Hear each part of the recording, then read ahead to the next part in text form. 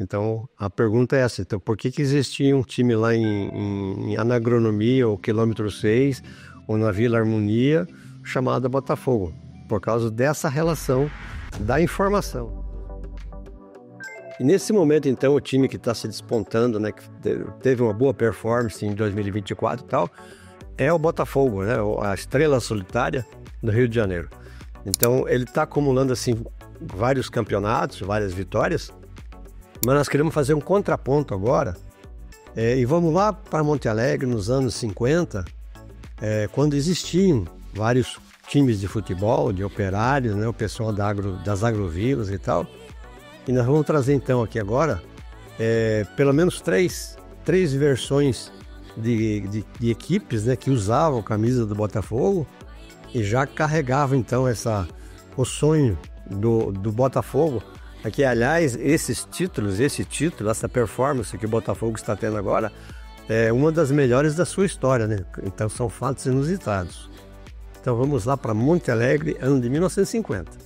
Então aqui é uma versão, né? Essa aqui é uma versão do time do Botafogo nos anos 50, 57, 58, por aí. Então aqui o palco do jogo aqui é o estádio Dr. Horácio Clabin. Esse aqui é o goleiro, o Geraldo Paraíba. Esse aqui é o Osmar Schambachler, né, que todos os irmãos jogavam bola, né? E assim também conhecido temos aqui o Jamil Fonseca, que é conhecido nosso, né? E hoje ele tem uma lavandeirinha ali na Vila São Francisco. Então essa formação aqui do Botafogo era um campeonato que tinha nesse período na Fazenda Monte Alegre, e os jogos eram disputados então aqui nesse palco maior, que era o estádio Dr. Horácio Clabin. Então, esse time aqui era conhecido então como o time do Sapateiro, o time que era o time do seu Stanislau Ronoski.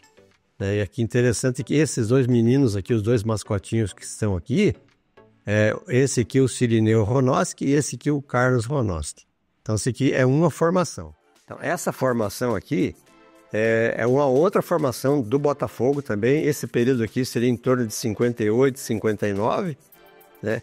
E essa foto aqui é um pouco diferente das comuns, né? As mais assim utilizadas, que eles usam o portal, né? O portal do estádio e aquela parte da cabine de rádio, né? Então o que nós vemos aqui, então, assim, que eu lembro aqui agora, só para comentar então aqui as arquibancadas, né? Aqui atrás, então, no fundo, tinha o portão de acesso para os ônibus e as delegações, as equipes que vinham jogar, né?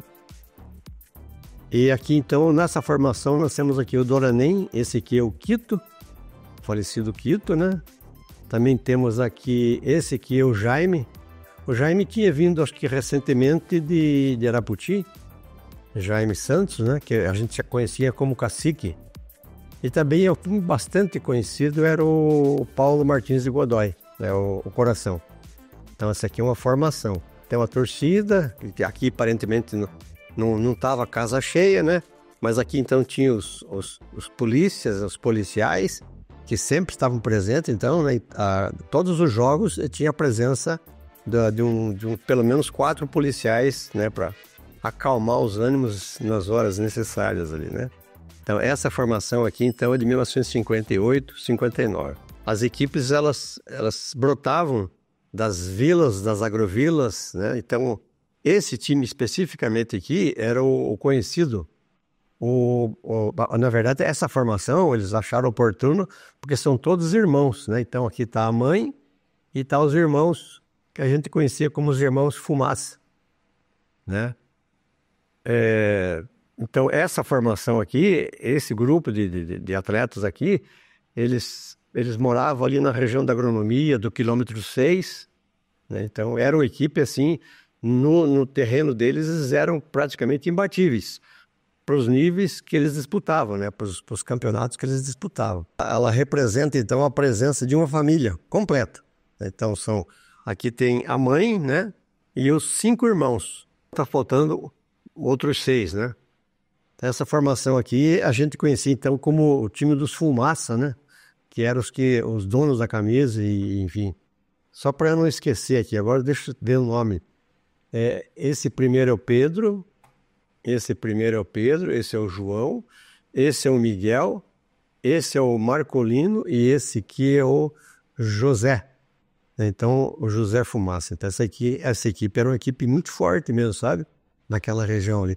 Dentro da fazenda, dentro das agrovilas e tal, surgiam muitos pequenos times de futebol, né? Então, fim de semana era corrida a coisa mesmo, né? Então, aqui é uma formação de um time do Botafogo, onde tem a presença maciça aqui de uma família, carinhosamente a gente chama de família Fumaça, né? Só uma observação também interessante ainda com relação a essa formação aqui, que eram assim pessoas que trabalhavam na região das agrovilas e tal. O futebol, ele surge na região do Olaria. Então, dentro da fazenda tinha o setor da Olaria, tinha o setor da usina do Mauá, mas o futebol ele surge em 1943 e até antes mesmo da Lagoa, né? Então, e daí eles vão jogar na Lagoa e uma observação, assim, uma informação histórica também importantíssima é que esse clube, o time da região do Olaria, ele foi assim criado, ele foi montado pelo pai do Tito Quadrado, né? Que Tito Quadrado, esposa da professora Eloá Quadrado, né? Quando ele se desperta, então, em 1943, eles vão jogar na Lagoa e a Lagoa, então, começa com um time de futebol chamado Klabin, né? E o estádio da Lagoa até hoje existe, está lá ainda, né? O Alvinegro foi jogar em 1943 com o time do Klabin. E o Klabin era, então, Alviceleste. Então a camisa no início não era alvinegro. Para o início, né, do esporte bretão na Fazenda Monte Alegre. Esse contraponto, né, de um time chamado Botafogo do Rio de Janeiro, e eu brinquei assim mostrando a história do futebol dentro da Fazenda Monte Alegre. Aí você me pergunta então, por que esse pessoal lá da agronomia, do quilômetro 6, na Vila Harmonia, por que eles escolhiam nomes? Tinha o Flamenguinha, tinha o Palmeirinha. Por que eles escolhiam nomes do eixo São Paulo-Rio de Janeiro? É simples, né? As emissoras transmitiam jogos, a Rádio Tupi, Rádio Nacional. Então, por indução, na verdade, a nossa geração, ela aprendeu a gostar do São Paulo Futebol Clube, do Corinthians, do Palmeiras, do Flamengo, do Vasco, né? Então, por causa da forma que a informação transitava, né? A nossa geração ouvia jogos pelo rádio. As rádios, as emissoras do eixo Rio-São Paulo, eram as emissoras que a gente tinha acesso, então, nesse momento, né? Nesse momento dentro da fazenda e dentro da nossa região. E lá por volta de 1950, a gente ouvia a própria rádio nossa, que normalmente ela retransmitia, né, as edições que ela recebia das outras rádios. Então, é a nossa geração. Então, as gerações de hoje, por exemplo, elas têm, quando gostam de futebol, elas têm assim, mais aproximação, né, da capital do Paraná. Então, as pessoas estão mais ligadas ao seu centro de consumo. Essa equipe aqui do Botafoguinho, né, Botafogo do seu Stanislau Ronowski, então ela tinha uma torcida. A equipe do Palmeirinha tinha outra torcida. Normalmente eram pessoas relacionadas à aproximação familiar.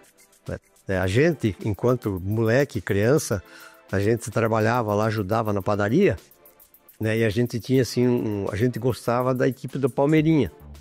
Então, por que gostava da equipe do Palmeirinha? Nós tínhamos o nosso motivo, porque tinha dois padeiros que jogavam no time do Palmeirinha. Então, esse era o nosso motivo, esse gosto que a gente tinha, até porque a gente ia acompanhar os treinos. Então, as equipes um pouco maiores, com mais assim projeção, o estádio era liberado, era feita uma escala e essas equipes faziam então os treinamentos dentro do estádio. Então, é assim, se eu perguntar para uma criança, a gente perguntava para alguém, qual que é o teu time? Ah, meu time é o Fabricação. Ah, meu time é o Palmeirinha. Ah, meu time é o Librado. Eles iam de caminhões. Então, Eles vinham de caminhões e era assim, uma festa, e era motivo de conversa a semana inteira depois. Esses jogos eram disputadíssimos, a frequência era assim, bastante regular, né? E as crianças que não entendiam de futebol iam lá comer paçoquinha, comer amendoim, né, para ver novidade e tal. Então, o meu time do coração, nesse momento, em Monte Alegre, lá na Harmonia, era o Palmeirinha do Zé Ferreira, do Sabará, do Lino, do Divanzinho. Essa era a nossa alegria. E quando eles perdiam, a gente ia embora para casa chateado, né? Eu não sou botafoguense, mas